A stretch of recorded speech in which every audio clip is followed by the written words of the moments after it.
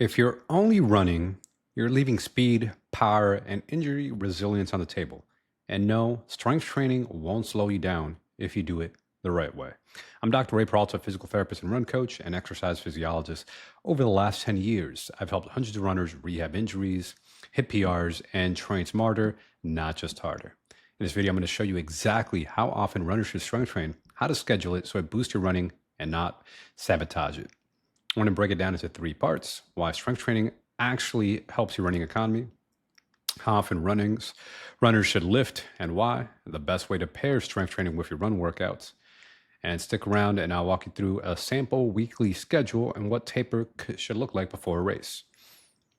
So strength training isn't just about getting strong. It's about building resilience, improve neuromuscular coordination, increase power, and boost running economy by up to 8%. Running economy is how efficient, right? So you're using less energy, oxygen to run at the same pace. So now you could be more fatigue resistant. You could maintain your same pace for a longer distance or run faster without fatiguing.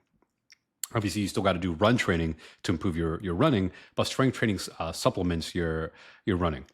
So that means, again, you can run faster the same effort without breaking down, but only if you time it the right way. And if you need more help with run training or how to run pain-free, I have a free video, a link in the description. So why strength training is essential for runners? Strength training bulletproofs your joints and connective tissue, right?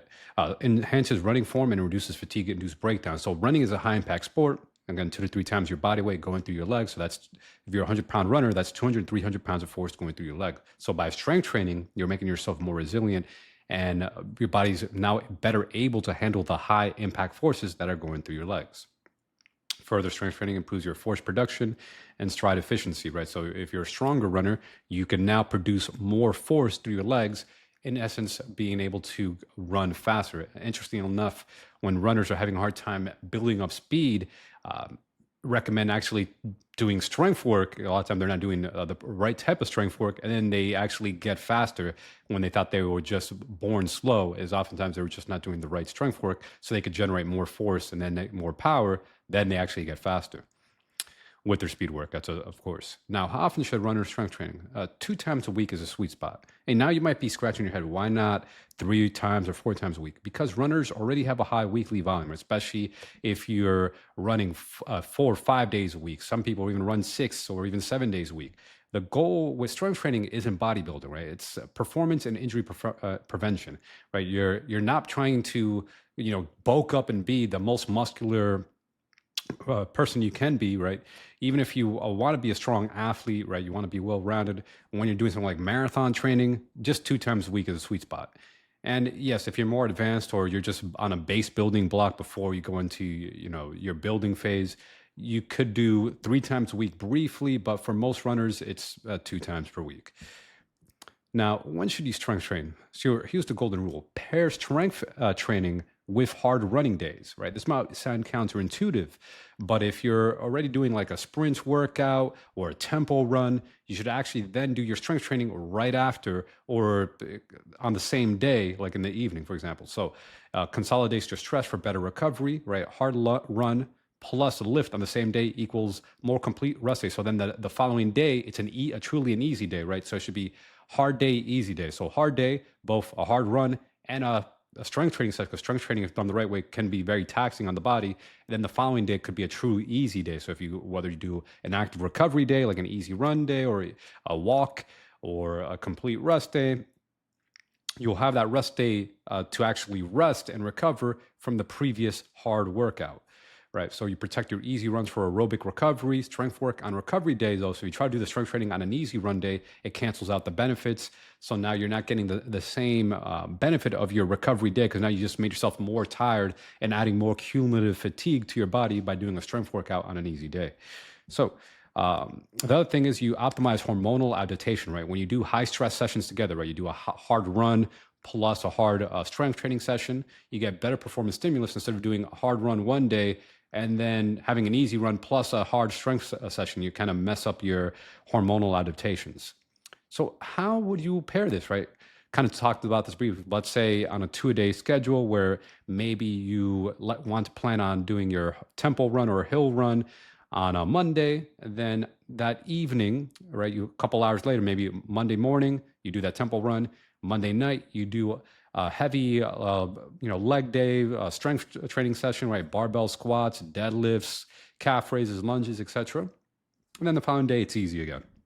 And then let's say on Thursday, you have a speed track workout, interval training. You maybe do that in the morning. And then the evening, you'll do a more explosive strength workout, right? Doing box jumps, sled drags, banded speed squats. And you can now have like a very, your strength training split twice a week, right? You can still do it, but now it's paired with either your tempo run or your interval or speed workouts. And then on a long run, right? Maybe do it on a Saturday. So the Friday before the long run, right? You don't do any strength training before on the Friday, on a day before a long run. So if you do long run on Saturdays, then Friday you don't do any lifting, right? Because you don't want to interfere with the because long run, even though you may do long run at a easy aerobic zone 2 pace, the long run gets fatiguing because you're doing it for so long, right? Maybe you're doing a long run for 2 hours or more. You don't want to overly have some fatigue leading into the long run. So the day before, so I would recommend no lifting before the long run.